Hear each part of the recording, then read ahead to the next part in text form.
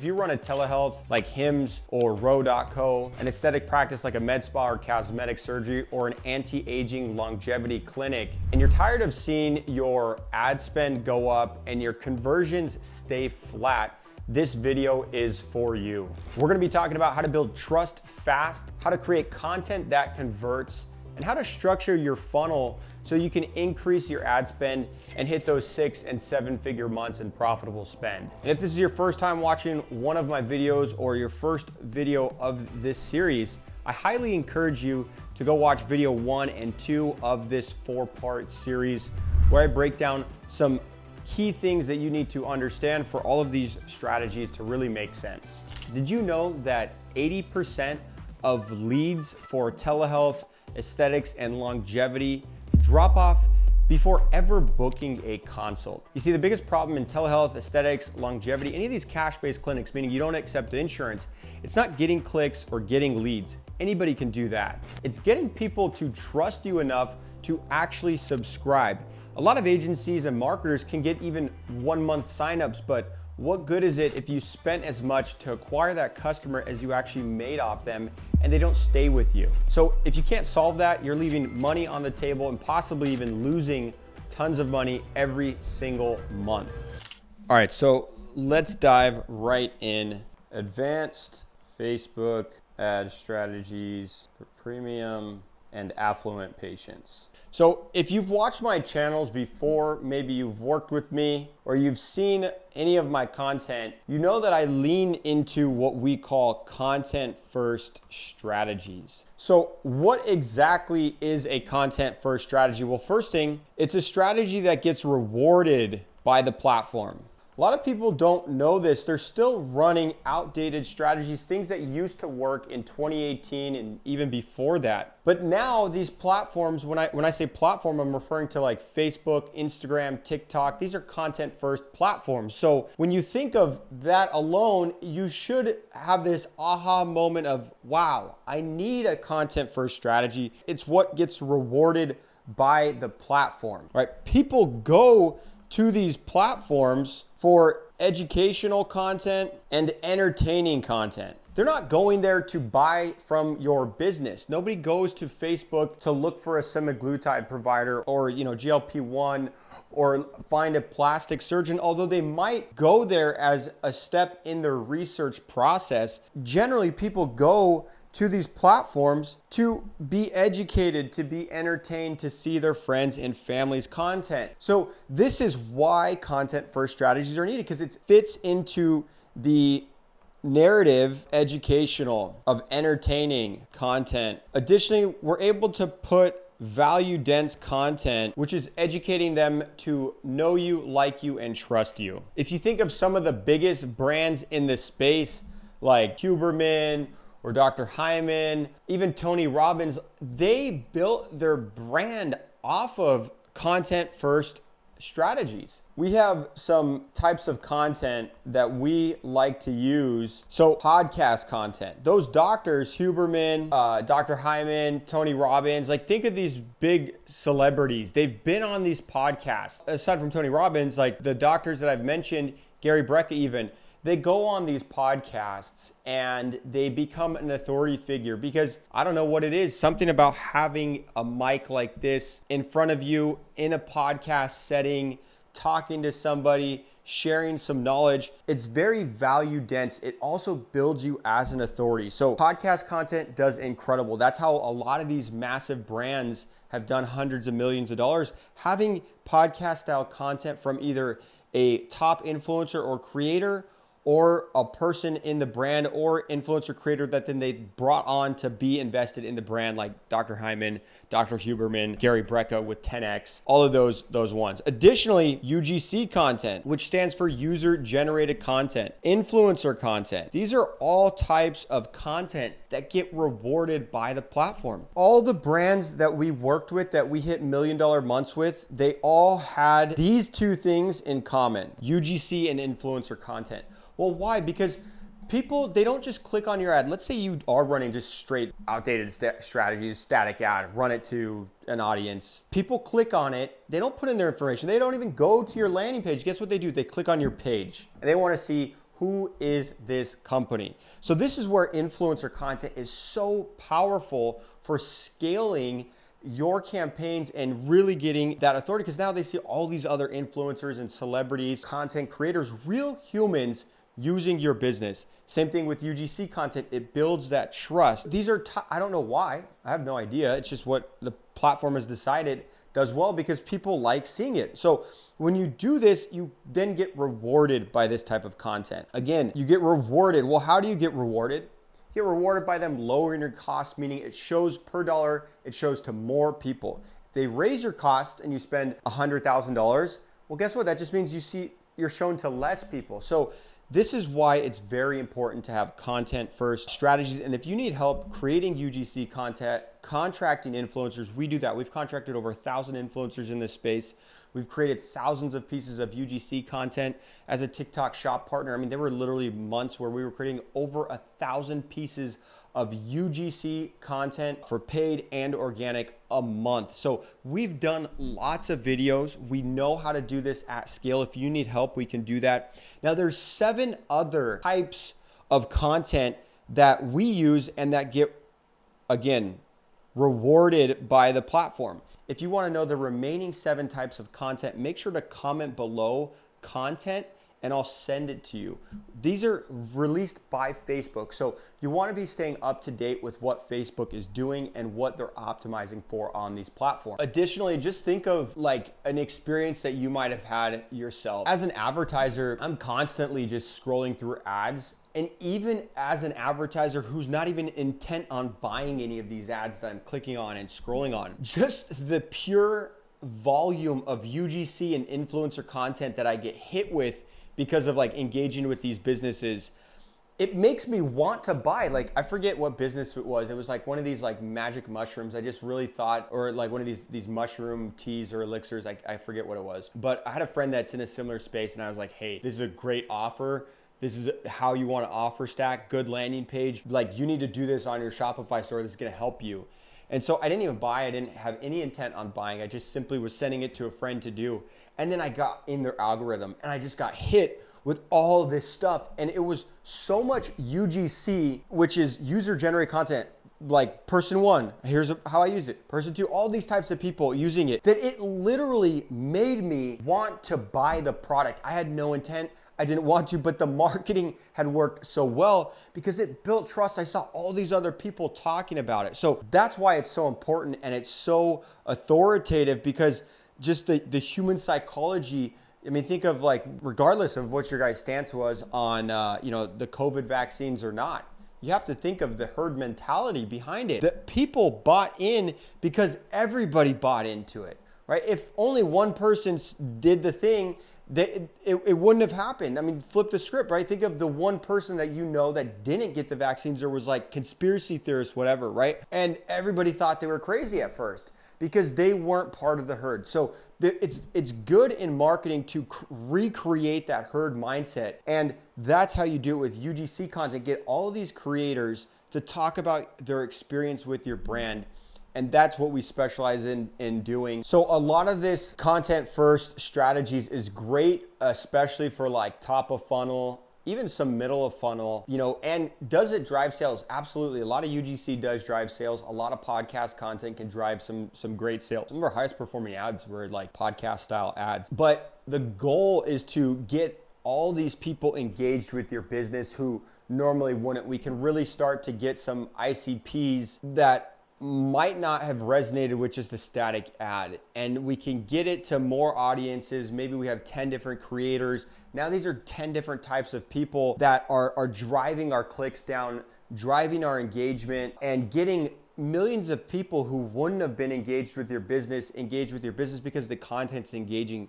Now we can remarket to them so much cheaper. So this is why I love content first ad strategies. And again, just think of what these platforms are. Like, what do you go to Facebook for? To consume content. What do you go to Instagram for? To consume content or to create content. What do you go to TikTok for? Same exact thing. So as an advertiser, you need to lean into this. It is imperative. And I see so many businesses not, they're still running these outdated strategies. Now, We also, what I like to call, actually you can see here, 100% organic propaganda. My friend made me this hat because I always talk about propaganda, and I'm always eating 100% organic everything, have been for over a decade now. But the propaganda strategy, first of all, what is propaganda? It's simply propagating a thought or idea into a person's mind. It's not dark. You know, I'm propagating a thought right now into your mind about how you should use content first strategies to make more money online. So there's nothing wrong with it. That's a great idea. You should absolutely do that thing because it's gonna make you more money. So propaganda is propagating ideas into people's minds, thoughts into people's minds. Again, like what happened, I inadvertently consumed propaganda that made me wanna buy this mushroom product that I didn't want to buy because I saw all these other people talking about these benefits that I'm like, I want to have more energy. I want to cut my coffee consumption down. I want to do all these things. So you absolutely want to lean into that effect of creating these strategic ideas that we need people to buy into. What are the pains of your market? Like, for example, with a mushroom thing, people might not like how much coffee they drink, or maybe they've heard that it's a problem. So you can plant ideas of like, I was able to cut my coffee consumption down. For the coffee consumer, they're gonna buy into that because they like coffee, they consume coffee, and it's like, ooh, that's something that hit me. It can really help you get to certain types of customers. Additionally, propaganda doesn't just happen once. They do it many times. Think of how many times the government lied to us and said, if you get these vaccines, you're gonna be protected, you can't get COVID. Well, we knew that was a lie, but how many times did we hear it and so many people bought into that? That's what propaganda is. So in your space, we found that we need 15 to 20 touch points to drive a sale conversion. Now, are you gonna get some people that don't do that? Yeah, absolutely. You know, think of somebody that's already looking for it and then they speak about it and they see your ad and they're like, oh, this is convenient for them to order. You're gonna get a lot of those. You want to really hit them with more content and like bombard them, especially with the AI now. They've simplified it. Like media buyers, they used to have these advanced strategies. Now, if you like talk to anybody who's actually doing stuff on these platforms, like the strategy is not that crazy. What it is getting the content, the messaging at scale, testing all these different angles, testing different messages, testing different desires that you're leaning into, different ICPs. This is what we need to do. And now the algorithm's pushing it out to where you don't need these crazy like strategies for targeting. You don't need all these crazy interest stacks. The algorithm knows who to push these ads in front of. So you want to just bombard these people, hammer them with propaganda. We have a strategy that we use that will get 20 impressions before a sale happens of somebody. And we're not asking for sales or conversion. So we're getting them to just view certain pieces of content or engage with certain pieces of content. We can get it done for like pennies. I mean, like literally $5 on advertising structured the right way. You can get somebody to consume like 20 pieces of videos. Now we spent $5. We've never even asked them for a sale. Think of what happens when that person's seen all these pieces of content. Now we hit them with the ads you're currently running, or most of these businesses run these very direct response buy now. Do you think that person is going to be more likely to convert after they've seen 15 to 20 pieces of content, maybe influencer posts, maybe educational content from the doctor or the lead clinician, or all these testimonials? Do you think they're more likely to convert? Absolutely. So it's human psychology known as familiarity bias. The more familiar somebody is equals more preference. Simply put, the more times they see you equals more money. We did that in green. Well, I got green behind me and I got my money tree here. I like to help people make more money. So the more somebody's seen, the more your brand's seen, guess what? The more money you're going to make. Familiarity bias effect. Now, I want to give you some examples before I move on to the next subject, because I wouldn't feel that I do my due diligence, or I wouldn't feel that I did my best in this class for you if I didn't provide you some examples. So think of if you're an anti-aging longevity, whether telehealth or brick and mortar, and you're a doctor or you have a doctor on staff. Perfect example of a piece of content. I would want to get them on a podcast. I actually do these strategies. So if you want to get on a podcast, hit me up. All my information is below. Send me a DM, get on my podcast. We'll chop it up for you. Even if you don't want me to work for you as a marketer, hop on my podcast. I love it because I learn a lot. It's stuff people want to hear about. I give you a full-length podcast episode, and then we'll even chop that up into strategic pieces of content that you can use, or you can hire somebody like me to do it for you. But what I would do is I would try to get in a podcast setting. You can execute it in talking head style. That's another type of content that's pushed by AI or the AI on Meta right now. Talking head content a lot. So also put that right here, talking head. That's what you see a lot of like influencers, Cody Sanchez, all these people do. Alex Hormozy.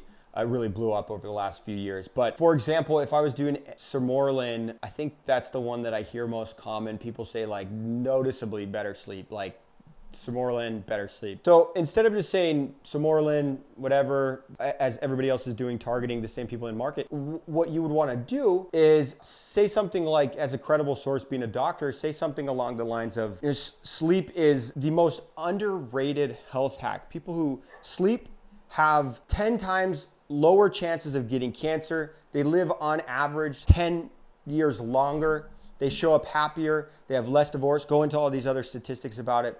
And the biggest hack for people's sleep is obviously just getting to bed at a certain time. But if you can't sleep, what we found is Sumorlin is the #1 hack that most people aren't even aware of benefits sleep. We have all these case studies and then throw up all these testimonials and reviews from your business, flash them on the screen of how people like using Sumorlin for better sleep. So that would be an example of propagating a thought. People who struggle with sleep, people who want better sleep, people who care about their health. Guess what? Now we got them bought in to one reason why Sumorlin's good. And you don't need a lot of these videos. For the top of funnel, like the content for strategies to get people bought in, you really only need like maybe 1 to 3 to really get them bought into certain ideas. Meaning this person wasn't into Sumorlin. They didn't even know what Sumorlin was. But by propagating 1 to 3 videos, now we took them from not being in market to now being in market. And guess what happens? Now when we're running all of our ads for buy Sumorlin now, buy now, buy now, buy now, just as everybody else is doing, guess what happens? Well, the AI says, well, they already engaged with your business. They've consumed 3 of these podcast clips or this podcast and this UGC clip, and now they're actually in market. Do you think they're gonna show your ad selling Sumorlin? Or they're gonna show this random person, this random big telehealth company that's never engaged with them, that they've never engaged with any of their stuff before? Yeah, the AI preferences user experience. So it's shown that they already engage and they've watched this engaging content. Now when we hit them with these ads, we're able to drive much cheaper and better conversions at scale. And we're able to bring, more than anything, like new people into the funnel that wouldn't have been there. So now that we've covered the general idea, let's actually break down the funnel. So you have your top of funnel, you got your middle of funnel, and then you've got your bottom of funnel. So with the top of funnel, these are people who they don't know of you yet. Now you're gonna have some people in market, which means they're actively looking for weight loss or a plastic surgeon, or I'm in market for a 9/11. Those are people that are in market. But with the right propaganda content, we're able to get a lot of people that aren't in market, and we're able to funnel them into our funnel that normally wouldn't be there. Think of like Sumorlin. If this is our funnel for Sumorlin, we run that clip. Now this person who is out here, now we're able to dump them in to our funnel because they bought into getting better sleep. They're like, I know I need better sleep, or I want to be able to get better sleep. Or like me, I'm always trying to figure out ways to improve my sleep because I know it's so important for your health and for my performance in business and my ability to make money. Now we can hit them with all these other types of ads. This is gonna be the middle of funnel. It's gonna be more of like case studies, reviews, testimonials. And then the bottom of funnel, this is gonna be the scarcity and urgency tactics. And this is where 95% of advertisers and marketers focus 100% of their energy. And by only focusing on that, guess what? You're paying a premium price for this. We can get somebody from here, from this area where they're not active, they're not engaged, they're not in market, I would consider them open to it. We can get somebody who's open to the idea of better sleep, now bought into why Samorlin is that thing that's going to help them get better sleep. This is why I love Facebook so much too, is because you can't do this on Google. Google, it's like people are actively searching. You can't create the intent. This is what I would call intent. Are they intent on getting this? This is why 80% or more of leads don't ever convert. They're not intent. We just hit them with some crazy offer, maybe a coupon, right?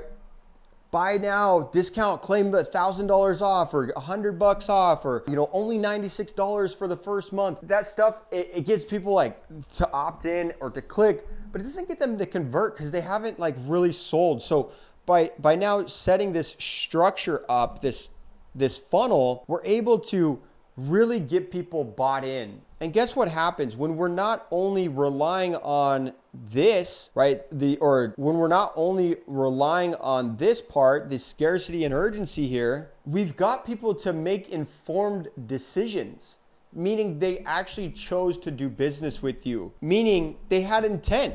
The difference between a lead that converts versus one that doesn't, guess what it is? It's one thing, intent. Are they actually intent on going through with this procedure? Are they actually intent on showing to that consult? Are they intent on losing weight? And if we only focus here on gimmicky tactics, on bottom of funnel strategies, one, we're competing in what we call a red ocean. Again, 95% of businesses are all focusing on this. What makes it a very bloody competitive market. When it's a new market, it's okay. Let's just focus on getting people to buy. But as the market gets more and more sophisticated and more competitive, we have to think of new ways.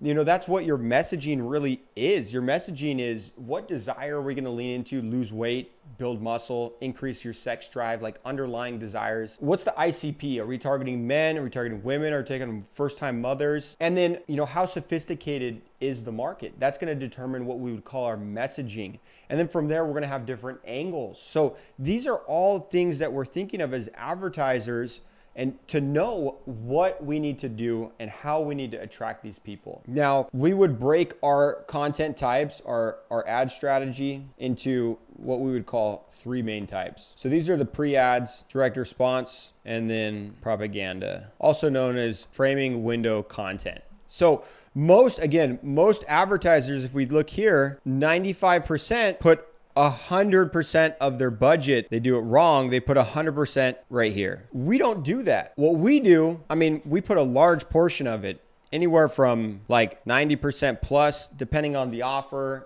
the scalability, the infancy of the business, the additional marketing resources we might have to use, influencer posts, social media managers. All these things are going to factor in. But think of like how small this is. Like, just for numbers sake, if we're spending, low budget, $1,000 a day on ads, and let's say 5% of the budget is going toward these other things.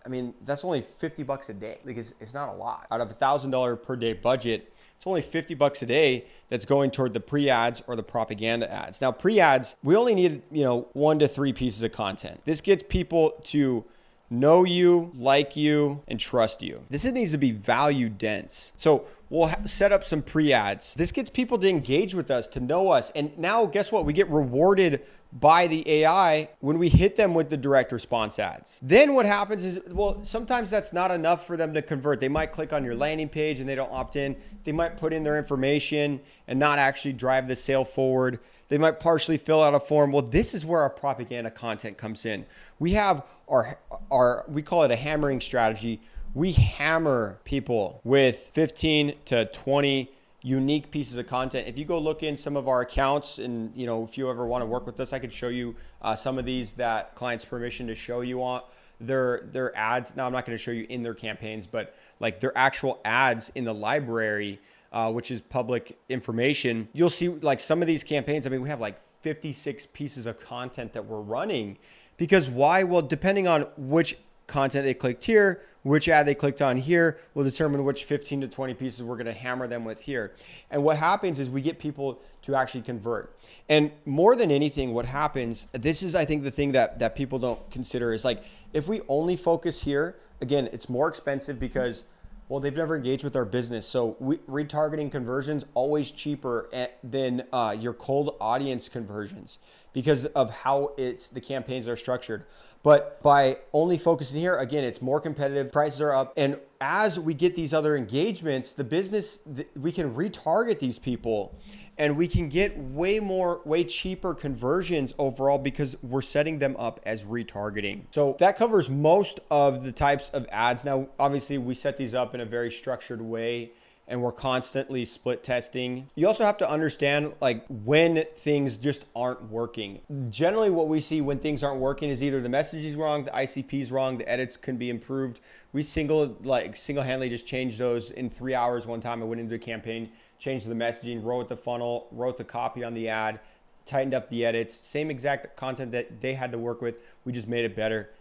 Lifted 100K in revenue in 1 month, not increasing the ad spend at all, just from doing those things. So you get rewarded by the AI when you do things right. Now, a couple key metrics to track when doing all this. So generally on your direct response, you really want to pay attention to frequency, especially when it comes to your retargeting, because what I see is a lot of times businesses will have their retargeting and I'll go in there and the frequency is like 3, 4, 5 times. It's just very high. And what's happening is you're just like targeting the same audiences too many times. So either you're not spending enough on cold, meaning you're not filling enough people into your warm audiences, and you need to really monitor your frequency. Now for our hammer strategy, we want frequencies to be up, but that's across many pieces of content, right? So frequency can also be something that shows us we're doing our job right, because we'll have a frequency, like I checked a campaign, it was like 19 frequency on how many videos they saw. Now this was a high ticket offer. They're currently getting about a 10 times return on investment from this device that they're doing. And we need their leads to like consume the content so that the salespeople are prepped and ready to go. Nothing worse than a high ticket offer and the person coming for education. So this is where these strategies like really work. So frequency can be a leading indicator of ad fatigue. Ad fatigue simply is the ads have been shown to the audience too many times, and you now more than ever are getting punished by this. Again, they want a good user experience. So if you don't have a surplus of content, the best thing you can possibly do to combat ad fatigue is have a surplus of content. Go look at any of these big telehealth brands. You'll see they'll have upwards of 100 pieces of content, pieces of ads that they're currently running. And it's great because you always want a surplus so that you can just keep spending. Nothing worse than hitting your spend limits. You run into ad fatigue. Your ads are just like constantly, like the ads just keep getting shown and shown again. And now you can't spend more. You're stuck at like 50 grand a month on ads. And that's why we lean into content first strategy. We want to have so much content going out that we're constantly in a surplus. Now, as you get ads, you want to make sure that you're testing it the right way too. So testing is very important. Testing at 10% of the budget, because you never want to stop successful actions. That's another thing that I notice a lot of, unsuccessful advertisers do. They make these mistakes and they'll find something that's winning and they're getting good results. Maybe they think they can get better. Maybe they have gotten better in the past. And then they get all these new ads. And then what do? They kill the campaigns and they just launch all these new ads simply for launching. It's like, well, I don't care if I was getting a 3 times ROAS, even a 2 times return on ad spend. That's making money. Let's keep making money. Why would I stop making money? If I'm spending 100 grand, getting 200 grand, and it makes sense for the business, I'm talking like after profits, we talk about ROAS and like profit, not like revenue as a lot of businesses do. So we always, with working with a client, break down what's your profit, what's your cost to ship the product out, cost of the provider, cost of the back end provider network, whatever you might be using. If you're a surgeon, what's the cost of, all the procedure, your time, your surgery room. And now we have a net profit. So we always want to base it off of that. So you never want to stop a successful action. If you're profiting, 2, 3, 4, 5 times, why would you stop that? Like, who wants to stop making more money? You're saying I give you $1 and every time I get $2 out, like, it's retarded. I don't know why people do that, but that's one of the biggest things. So test at small amounts. Now, what I like to do for our test campaigns is, depending on how many creatives, will determine how many ad groups that we do. Anywhere from, honestly, it really just depends on our budget. I can't say a certain number. if you have questions about how much you should be doing, drop it in the comments. I'll answer it publicly. And, you know, I'll put those in there for you. So testing, never test more than 10% because again, it could fail, right? Nothing worse than like launching ads that I mean, so many ads, I was like, this is going to be the best ad ever. And it tanked. And then so many ads, I didn't think anything of them, but I ran them and they ended up doing very well.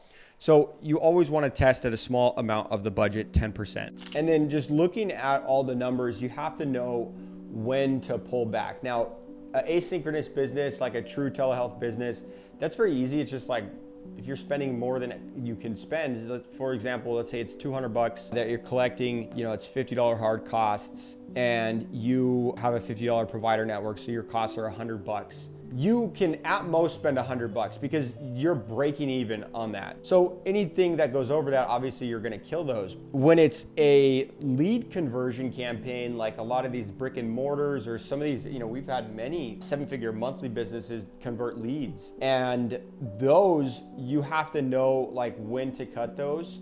And it could just be simply the quality of the conversations that you're getting, types of people that you're getting, and then obviously like those indicators. Because what we've seen too with lead conversion campaigns, if we're not getting data back from the sales team, there's been times where the sales team's lagged hard, like 3-4 weeks. We've been asking them for data. Hey, can you give us some feedback on this? How are these sales doing? We get nothing. So we're just making our best decisions. We cut a campaign. Finally, the rep gives it to us like 3 weeks later, and they're like, the one that was the most expensive lead cost or appointment cost ended up driving all the sales. So we cut a winning campaign because we didn't know. So depending on your business model will determine like how and when exactly to cut this, but this is exactly what's needed. So you piece all this together. This is essentially a high level outline of what we do. Is we get the messaging down, we get the content at scale, we plug in UGC influencer content. Now I've been leaning heavy into podcast content and talking head content.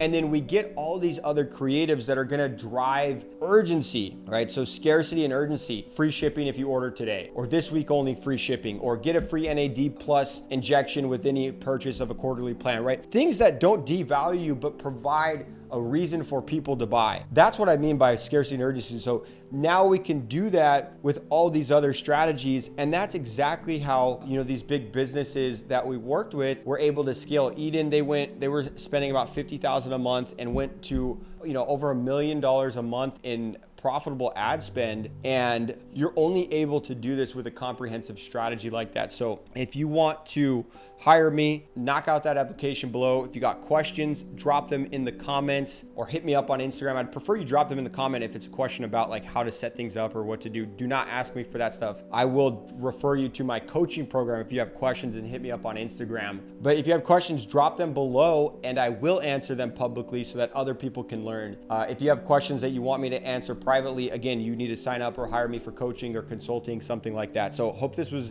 helpful. Stay tuned. We got one more video where we're really gonna dive into some advanced stuff.